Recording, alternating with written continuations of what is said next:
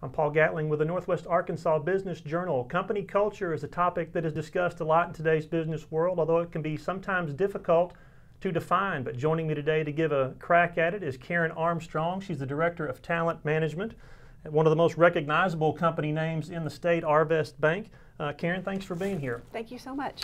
Let's start with some belated congratulations. Earlier this year, Arvest Bank was on Forbes magazine's list of best employers in the country. The only Arkansas company on the list, the highest ranked retail community bank on the list. So you must be doing something right, it's probably fair to say.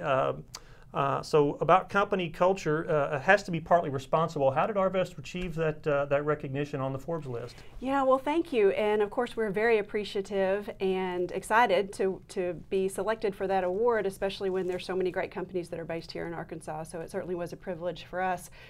You know, and I think there's several things that factor into that. Number one, we hire the right people. It's very important to us that the folks we hire not only have the best technical skills that they can, but culture fit's very important for us, and we want that to be a two-way street. We see our relationship with our associates as a partnership, and we want them to feel comfortable fitting into the Arvest values, as well as Arvest feeling like those people are a fit as well. So certainly that's a part of it, hiring good people. Right. You know, we also place a lot of emphasis on training and development and leadership development. It starts from the top on down. I call it top down and bottom up. Mm-hmm. We feel like leadership is an attitude, it's not a title, and it doesn't matter if you manage people or not. It's really about your attitude that you bring around servant leadership to the company every day. So we invest a lot in training our leaders and training our associates and creating an environment where they feel like they can thrive and openly communicate. You know, and then lastly, it's important to keep it alive, keep your culture alive. It's not just about an annual event or a poster that's on the wall. It's, do you really feel that every day when you come to work? And does it create that environment for us and for our customers? So why is company culture important? I mean, it's obviously important to Arvest Bank, but for any company that's out there, why is company culture important? It's a big buzzword right now. Right.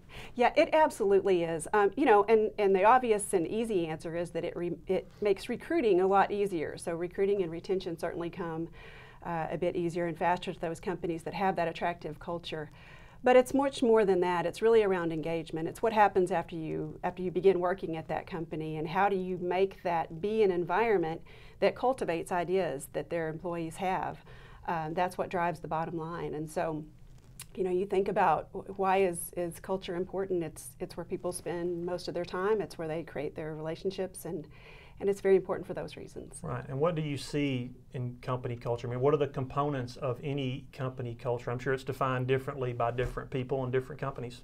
It really is. You're exactly right. It's unique to the company. And for some companies, that involves particular perks or benefits that they might have. For some, it may be career development or career advancement opportunities. It could be training. How do they stay current in their jobs and with specific skills? So all those things are unique to a company, and you know, it really has to map back to what are your business goals and what's your strategic mission and vision, and making those things fit. Right. So where does it fit in then to the bottom line? I mean, any company, their goal is to make money, and to make their widgets and make their money. That's what a company's there for. Where does company culture fit into and affect the bottom line?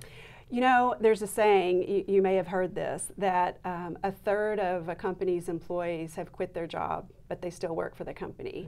And another third are, you know, perhaps somewhat engaged, but really maybe not doing anything to go above and beyond kind of the minimum requirements. And then you've got a third that are really fully engaged, and they're the ones that's really driving that culture and leading the innovation within the organization. And Arvest is not going to be satisfied with 1/3. So we work every day to make sure that all of our associates feel that engagement. And it's really a formula. I mean, you have the right people. If they're engaged, you have an environment that creates open communication and trust, and that's how new ideas and new innovations, new products bubble up. You have a great relationship with your customers. That formula all brings together that sustained profitability. Right. So just like any other development you want to initiate in your company, there are best practices, worst practices. When trying to create a positive culture, what are some of the some of the mistakes that companies might make? So two things kind of come to mind, and the first would be trying to mimic someone else's culture. So when it's not authentic to you and your organization, that's the one that I see most frequently. So my advice would be just listen to your associates, use data to make those decisions around what maps back to your strategic plan and your financial goals and your customers, and be authentic, really make it your own. Second would be, I think, failing to adapt or evolve your culture over time.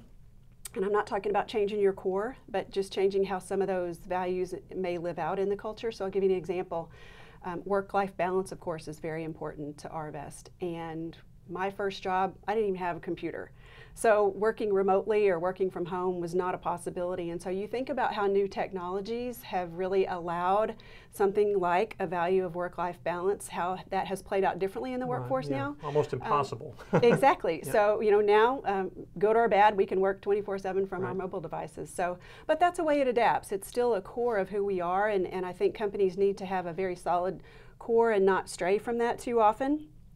But how it lives out can certainly adapt. Okay, so obviously Northwest Arkansas, and you work for a bank, a lot of startup companies and businesses in this region. So where do you start? Let's say we've started our business, we're growing from 1 employee to 5 to 50 to 100. Where do you start in creating that company culture? That's a great question, and startups are a fantastic example for that, because you think about what makes a startup attractive. Well, it's the fact that it's a startup. So it's new, it's exciting, it's probably a cool place to work. But in 2 or 3 years, we hope that company is a sustainable business and it's no longer a startup. And so the number one thing I would tell leaders or tell employees that are starting up something is be intentional about what you want your culture to be. Don't just let it happen. You can't be a startup forever. You don't want to be a startup forever.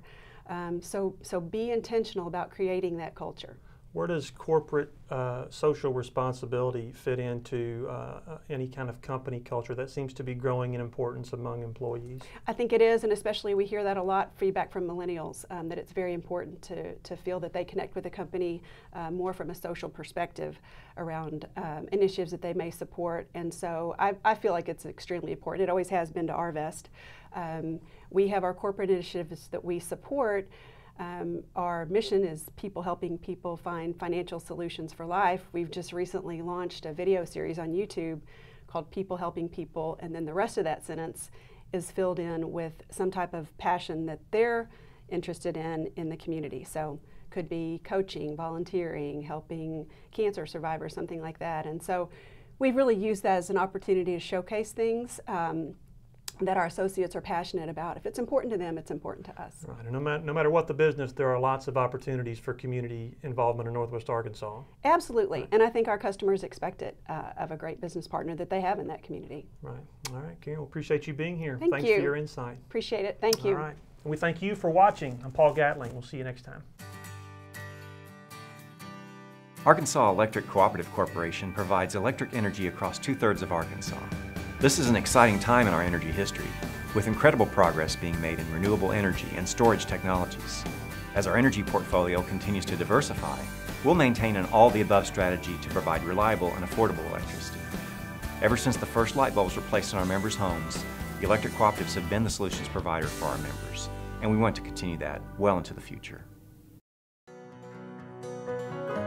Each day, the promise of our nation begins again.